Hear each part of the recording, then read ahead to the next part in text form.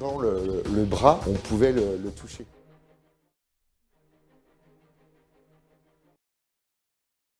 Bonjour Fleur. Bonjour Cyril. Enchanté. Enchantée. Donc aussi. on est là pour ton observation que tu as fait il y a 2 ans, Oui. en avril 2019. Est-ce que tu peux surtout me raconter effectivement ton observation, mais surtout la personne que tu es, puisque tu fais aussi des canalisations, tu fais aussi des visions, tu fais de l'art avec les visions que tu fais. Mais déjà, on va commencer par ton observation. Oui, le 6 avril 2019, le jour de mon anniversaire. Et donc je revenais... Déjà, c'est bizarre. Hein. Et voilà, quand même. Donc synchronicité. Et je revenais d'un soin autour des bols de cristaux. Et puis on sait que ça peut ouvrir des perceptions aussi. Donc j'étais déjà dans un état assez éveillé. Et donc ça s'est passé à Nantes un soir, je pense vers 22h de mémoire. Et j'étais en voiture et donc accompagnée, quelqu'un me ramenait chez moi. Et c'était au niveau d'un rond-point pas loin du château du Chestan. J'ai observé tout d'un coup un objet, enfin un engin stationnaire vraiment assez bas, à droite du château du Chestan. Et il ne bougeait pas, aucun bruit. J'avais la fenêtre de la voiture ouverte, donc voilà, j'entendais rien que les voitures. Et puis je me suis dit, mais qu'est-ce que c'est que ça? Ça ne bouge pas. C'est pas un drone, c'est beaucoup trop grand pour être un drone. Donc ni un avion. Et puis ça s'est mis à avancer d'un coup. Alors j'ai pas suivi, j'avoue, le moment où il était à 50 mètres de moi. Et puis, il était très près, 50 mètres. Ah oui, je pense, oui c'est ça. Et puis après, c'est que je l'ai retrouvé juste au-dessus de la voiture où j'étais. Et donc j'ai sorti ma tête quand même de la fenêtre. Et il était au-dessus des arbres, donc à 20 mètres au-dessus de moi. Tu peux nous décrire un petit peu? Oui, bien sûr. Alors c'était circulaire, bien rond de mémoire. Et le diamètre était entre 20 et 30 mètres quand même. Ah ouais, quand même. Donc assez énorme. Donc sur le coup, je me suis pas dit que c'était un ovni parce que dans Nantes, le soir, plein de monde, il y avait un bouchon. C'est pour ça que j'avais le temps d'observer. Il y avait la foire pas loin, donc plein de lumière à côté. Donc je me suis dit, dans ma tête, par rapport à la foire, mais non, c'est impossible. De toute façon, c'était à presque 500 mètres de la foire ou plus, voire 1 kilomètre plutôt. Donc, et surtout, ce que j'ai vu au-dessus de moi, c'était plein de lumière, comme des spots, mais plats, dans les tons bleus, verts et rouges de mémoire. D'accord, donc par l'avion, on peut éliminer... Non, c'était très large, très massif. Peut-être en métal, mais en même temps, ça paraissait léger. Ça passait au-dessus de moi, et comme on dit qu'on observe des ovnis, pas un son. Pas un son. Ah, je confirme. Non, pas un son. Et ce qui est drôle, c'était quelques jours ou une petite semaine avant un repas ufologique à Nantes. C'est ça.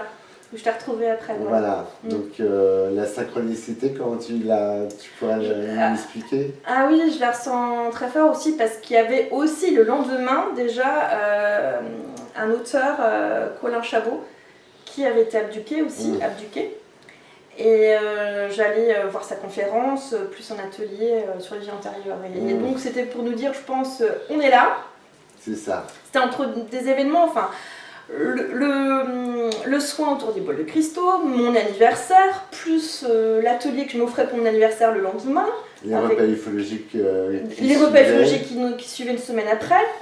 Comme c'est beaucoup d'éléments tous rassemblés ensemble, et le plus fort, justement par rapport à ce que tu disais, par rapport à mon art, ma connexion avec tout ce monde parallèle, d'une autre dimension ou juste à côté, c'est qu'en fait, c'est vrai que moi j'ai toujours dessiné déjà avec mon intuition, avec des flashs d'images qui me viennent, quelque chose de très fort déjà. Mais alors là, ça s'est développé encore plus. À partir de cette observation, j'ai créé des êtres extraterrestres, vraiment. J'avais jamais été aussi loin. Le truc, c'est que je m'en suis aperçue après. Je me suis fait de cette déduction presque il y a quelques mois, là, à peine. Genre en 2021, j'ai réfléchi à me dire, mais en fait, tous ces êtres qui viennent d'autres planètes, et qui peuvent ressembler à des aviens, comme on dit. C'est des êtres galactiques bleus, mais bon, je n'ai pas fait bleu moi, mais c'est beaucoup d'oiseaux. Ouais, en forme d'oiseau. Ouais, avec des becs, ou alors des êtres avec plusieurs yeux, mais d'une intensité. C'est surtout ce qui s'est passé, c'est que moi déjà je peins mes rêves, je dessine mes rêves. Il y en a d'autres en rapport aussi avec des vaisseaux. Ah oui, ça il faudrait que tu nous expliques aussi, parce que c'est assez, c'est assez prenant ça. Oui, c'est subjectif, mais très très fort en émotion. Et donc je reviendrai là-dessus après, mais ces êtres-là que je dessine me montent en vibration, et vu que moi j'ai des capacités, on va dire depuis petite, dans la voyance, ma mère étant voyante elle-même aussi, et mon grand-père passionné des ovnis, c'est comme si mes capacités ou dons de capter les choses pour les individus avant, vraiment d'ailleurs on me harcelait des fois pour deviner des choses comme ça me tombait dessus, à deviner des dates, des prénoms, des situations. Et l'état dans lequel j'étais, en voyance toute simple, s'est transformé, a muté dans mon art. Vraiment, je me sens dans le même état où mon corps, on appelle ça les différents corps astraux, le premier est à 2 cm du corps, je crois. Vraiment, je suis en éveil et tout mon corps vibre, quoi, en fait. Vu que j'ai déjà fait, je pense, comme des voyages astraux, mais je peux pas confirmer, j'attends d'avoir plus d'expérience là-dessus encore. Mais on en parle de plus en plus de ça aussi, il y a un éveil depuis 2012 pour en parler. C'est ça qui fait du bien aussi. Et donc pour revenir à mon état, ces êtres-là, je sens que quand ils sont là, je me sens pas toute seule. Je me sens jamais toute seule, en tout cas quand je suis là à dessiner. Il y a une force qui m'anime. Je sens que c'est pas terrestre, ou comme j'en ai parlé dans d'autres émissions, enfin surtout une autre émission, c'est intraterrestre peut-être. D'accord. Parce qu'un jour il y a des amis qui m'ont dit Fleur, on a écouté des audios sur. Alors c'était une infirmière qui avait été en contact avec des prêtres du Mont Shasta. Enfin, ça serait des êtres, ça serait des anciens Atlantes qui se seraient réfugiés sous terre il y a bien longtemps, 10 000 ans ou plus. Et qui, du coup, rentrent des fois en contact avec nous aussi, spirituellement. J'ai aucune preuve, bien sûr, c'est pas tangible, à part que sur papier. C'est cette perception que tu as. Voilà, je pense qu'il y a d'autres références, bien sûr, mais c'est venu à moi, le Mont Shasta. Et c'est des livres, ça s'appelle Télos, c'est sur le peuple de Télos. Et je pense qu'il y a, je sais pas s'il y a un lien, mais peut-être. Alors, est-ce que tu peux nous parler des canalisations que tu as faites, notamment sur un objet, un vaisseau énorme, avec ce grésillement, ce bruit Oui, je revenais d'une grosse exposition dans un château. J'étais épuisée. C'était il y a, allez, on va dire, 4 ans, par là. Et j'étais allongée sur mon lit, juste à somnoler. Donc quand on est détendu, des fois, on sort spontanément de notre corps. Mais j'avais conscience de mon corps reposé sur le lit. J'étais en fait cette fois vraiment dans mon corps, et j'ai eu un flash très très fort. J'étais projetée dans l'espace, dans l'univers, vraiment tellement c'était gigantesque, je sentais les autres galaxies autour. Alors on peut dire rêve, mais j'ai vu oui, sur la gauche, comme un voile. Enfin, c'est pas humain, donc c'est dur à décrire, de trouver les bons termes, mais c'est comme une grande toile d'araignée, on va dire, mais fluide, qui d'un coup, quelque chose qui la perçait. Je pense que c'est comme si c'était quelque chose qui venait d'une autre dimension. Voilà, c'est comme s'il y avait une porte, vous savez, enfin tu sais, les portes interstellaires. Un vortex. Un vortex, tout simplement. Et j'ai été subjuguée à voir ça, et je ne bougeais pas en apesanteur, et en fait j'ai vu que c'était un gros vaisseau mère, je dirais. Et il avançait très calmement, mais c'était tellement énorme. Je l'ai fait en dessin, et il y avait plusieurs étages. C'était une forme comme ça, je dirais. Et il y avait au moins, une centaine d'étages. Avec comme des hublots, mais pas hublots d'avion. on peut pas comparer par Ouais, rapport à ce qu'on non. a ici.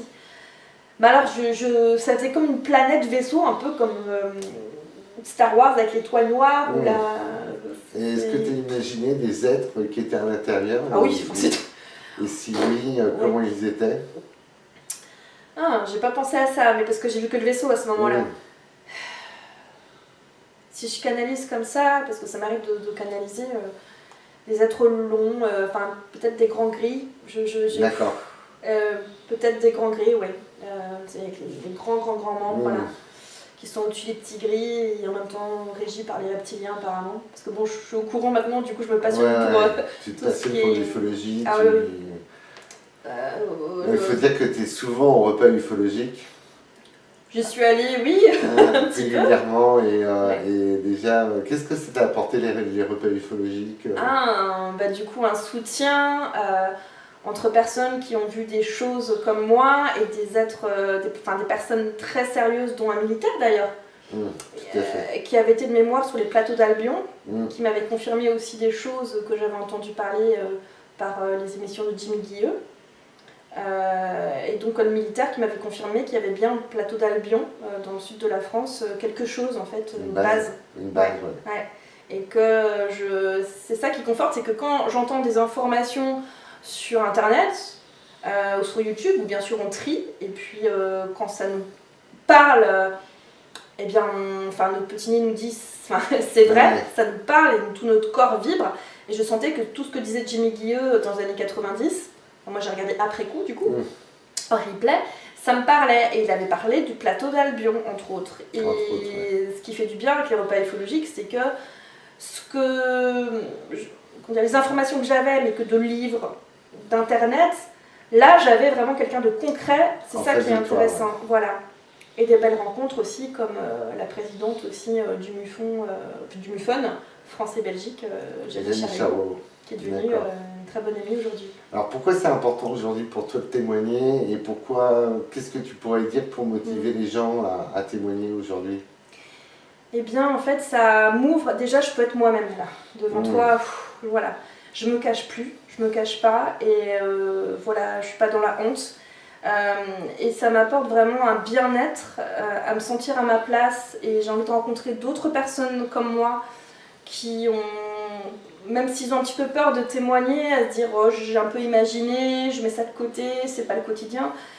Ben, on a besoin d'en parler, ça lâche un poids, et du coup c'est comme une grande famille qui se forme. Et puis l'art de la divulgation a sonné depuis bien longtemps, de toute façon sur YouTube ça circule depuis 2014, ça a vraiment accéléré. Ouais. Et là en fait il y a tellement de témoins de partout que je suis, même très sérieux. Tu sens qu'on est près de quelque chose Oui, c'est pas le gouvernement qui du coup transmettra les infos, mais on a déjà des gens très importants, comme des anciens ministres de la Défense comme Paul Hellyer, comme d'anciens présidents de Russie aussi qui a témoigné, et des gens comme récemment l'ancien général des programmes secrets spatiaux, spatiaux secrets, Haïm Eshed, qui a témoigné aussi. Tout à fait. Et puis j'étais très contente aussi de découvrir des personnes comme... sur internet, j'ai découvert, je les connais pas personnellement, mais comme David Rousseau ou Jean-Charles Moyen aussi. David Rousseau qui est pas très loin de chez nous, hein. Oui, il habite pas loin, de mémoire, vers Carquefou, voilà. On m'invitera certainement à faire une conférence lors d'un prochain repas. Voilà, un petit clin d'œil. Je te remercie énormément, Fleur, de ta présence, et puis de nous avoir délivré ton témoignage. Avec plaisir. Merci.